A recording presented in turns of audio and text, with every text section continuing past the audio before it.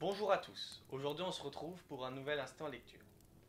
Aujourd'hui nous allons nous attarder sur une petite histoire écrite par Claire Michaud, mise à disposition sur le site unehistoirechaquejour.com, sur lequel vous pourrez retrouver plein de petites histoires en audio ou également en texte, et vous pouvez également les télécharger si vous le souhaitez. Celle qui nous intéresse aujourd'hui est celle d'Eliott et Bastien et la grotte secrète. J'espère que vous êtes bien installés car nous allons commencer. Eliott et Bastien sont cousins. Ils ont tous les deux 8 ans et sont en vacances à l'île de Léron avec leurs grands-parents. Avec tous leurs cousins, ils adorent jouer à cache-cache dans les rochers sur la plage. Au bout de quelques jours, ils connaissent presque chaque pierre au niveau de la jetée. Et pourtant, aujourd'hui, Eliott et Bastien viennent de découvrir une drôle de fissure au milieu des rochers. Ils décident de s'y cacher.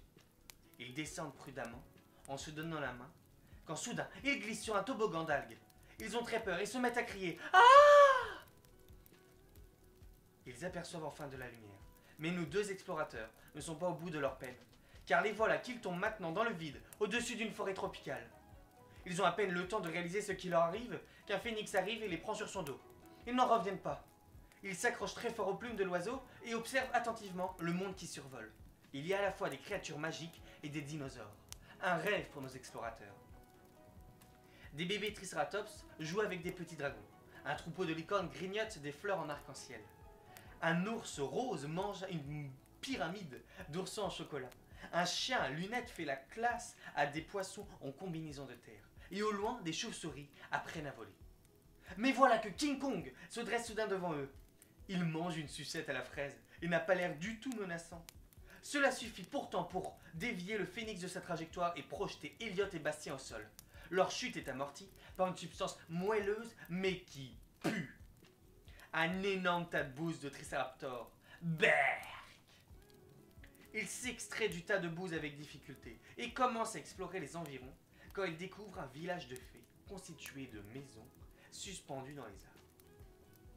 Elle les amène aussitôt à la cascade magique afin qu'ils se lavent. Ils se sentent vraiment beaucoup trop mauvais. Les fées leur proposent aussi un bon repas constitué uniquement de friandises. Eliott et Bastien n'en font qu'une bouchée. Alors qu'ils essayent d'expliquer ce qui leur est arrivé, ils entendent soudain un appel au secours. Au secours! Et reconnaissent la voix de leur petite cousine Clémence. Elle a 5 ans, et comme elle les adore, et comme elle adore les suivre partout, elle a dû tomber elle aussi dans la fissure.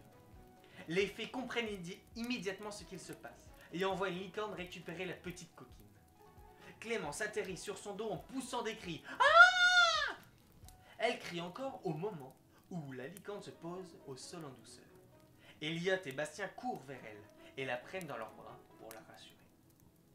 Ils trouvent cet endroit génial et ont très envie d'explorer cette forêt en attendant que leurs grands-parents viennent les sauver.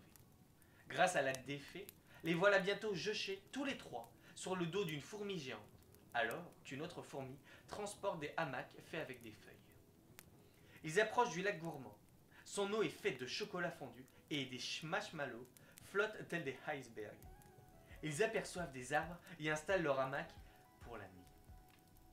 Clémence est en pleine observation des licornes lorsqu'elle voit un fil de pêche descendre tout doucement depuis le ciel du monde magique.